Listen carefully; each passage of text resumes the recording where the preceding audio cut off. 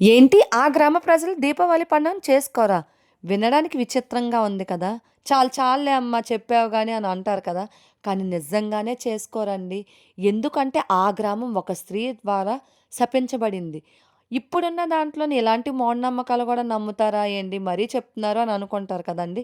కానీ నిజంగానే ప్రపంచమంతా దీపావళి పండగను సెలబ్రేట్ చేసుకుంటే మాత్రం ఆ ఊరు ఒక్కటే ఆ పండగను చేసుకోదు. అది ఎందుకు చేసుకోదు అనేది మీకు డౌట్స్ నేను క్లారిటీ ఇచ్చేస్తాను. ఆహ్, హిమాచల్ ప్రదేశ్ సమ్మో విలేజ్.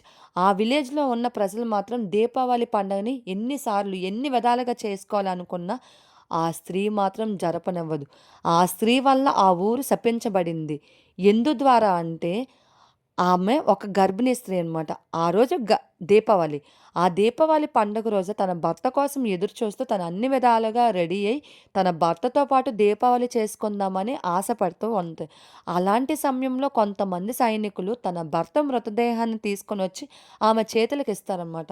అప్పుడు ఆమె చాలా బాధపడుతూ, ఏడుస్తూ నా భర్త చనిపోవడానికి ఈ ఊరే కారణం. ఈ ప్రజలే చంపేశారు నా భర్తని అని చెప్పి ఆ ఊరికి ఇక్కడి నుంచి మొదలుకొని మీ తరతరాల పిల్లలు గాని, ఇంకా ఈ అంతం అయిపోవాలి గాని, అప్పటి వరకు గాని అసలు దీపావళి పండుగననేదే మీ ఊరు చేసుకోకూడదు అని శపించి, తన భర్త మృతదేహంతో పాటు చితి మీద కాలుస్తున్నప్పుడు తను కూడా వెళ్ళి సజీవ దహనం అయిపోద్దనమాట.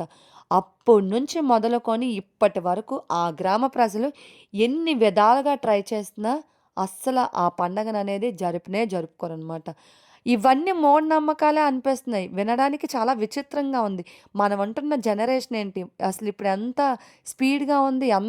జనరేషన్ మొత్తం అప్‌డేట్ అవుతూనే ఉంది. ఇలాంటి టైంలో కూడా ఇప్పటికీ ఆ ఊరు ప్రజలు పండగ చేసుకోరంటే అసల నమ్మడానికి కొంచెం